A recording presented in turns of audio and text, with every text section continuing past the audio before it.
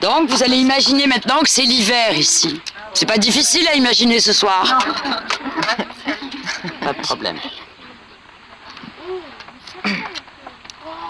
On l'appelait Marie Feuille Morte, parce qu'elle était belle comme un mois de novembre.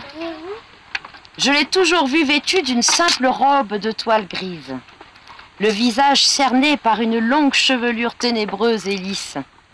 Mais quand elle vous regardait, ses yeux avalaient des éclats ensoleillés de vignes rousses, et l'on se sentait le cœur consumé. Elle était arrivée au village un 30 octobre au petit matin. Je l'ai vue sortir des brumes de l'aube, au détour de la route. Elle était seule et sans bagage. Elle marchait sans hâte. Elle avait l'air souverain des gitanes qui ne cherchent personne et que nul n'attend. Quelques heures plus tard, des femmes l'ont aperçue à l'église. Elle était agenouillée, pieds nus, dans un coin. Quand elle est sortie sur la place, elle a regardé la cime des platanes. Un vol de corbeaux a traversé le ciel. Elle a souri. Alors nous avons su que désormais, elle ne quitterait plus le pays.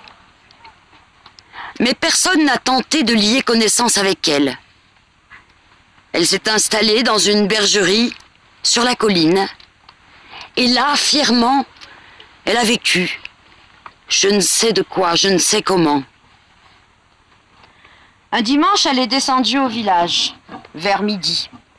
Je bavardais avec quelques amis devant l'église. C'est là qu'elle a rencontré Julien. Quand je me souviens de ce jour, un grand soleil froid m'envahit encore l'esprit. Ce fut une rencontre pure, franche, sans défaut. Une rencontre de diamants. Ils sont venus l'un vers l'autre, puis face à face, immobiles, ils se sont regardés violemment, sans vaine pudeur, comme des fauves jubilants. Et nous les avons regardés aussi, toute parole suspendue. Je crois qu'ils se sont aimés à cette minute-là, en sachant profondément que c'était pour leur malheur. On aurait dit qu'ils se reconnaissaient. Leurs yeux disaient « Enfin, nous voici retrouvés ». Il a fallu que des enfants piaillants nous traversent pour nous réveiller et pour que Marie, Feuille Morte, s'en aille en courant. Julien a tourné les talons et les poings aux poches, sans nous saluer, il est rentré chez lui. Dès le lendemain, ils se sont revus et se sont aimés. Alors, je ne sais pourquoi, on les a détestés. Ils étaient heureux et cela se voyait trop. Mais leur bonheur était étrange, mélancolique, déchirant. C'était comme un bonheur de fin de vie. Oui, c'est cela. Un bonheur avant l'adieu. Quand son père l'a mis à la porte, Julien est allé vivre chez Marie, à la bergerie. Alors le village en bas, tout renfrogné, tout frileux, leur a fait une guerre sournoise. Le curé les a chassés de l'église, sous prétexte qu'ils n'étaient pas mariés et qu'ils vivaient ensemble. Le boulanger a refusé de leur vendre son pain. L'épicière leur a fermé la porte au nez. Et nous avons tous fait comme s'ils n'existaient plus. Maintenant que tout est fini, je comprends pourquoi nous nous sommes hérissés de la sorte. Non, nous ne sommes pas de mauvais gens. Mais je crois que nous savons flairer les âmes, et celle-là sentait la mort. Nous espérions qu'ils partiraient à la ville ou au diable. Ils ne sont pas partis. Alors un jour de décembre, j'ai attendu que Marie Feuille Morte soit sortie. Elle partait seule tous les matins vagabonder dans la montagne. Et je suis allée chercher Julien à la bergerie. Je l'aimais, Julien, comme un frère.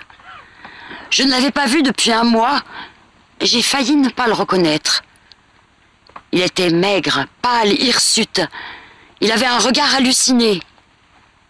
Je l'ai supplié de revenir au village parmi nous, parmi les siens. Il m'a dit « Je ne veux pas. J'aime la porteuse d'hiver. La porteuse d'hiver m'a choisi. Je suis heureux ainsi. Puis il m'a chassé, à coups de pied, à coups de poing.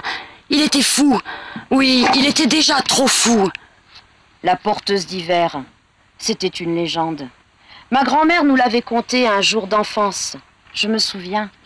Elle était assise sur sa chaise basse, au coin du feu, l'index levé devant son visage.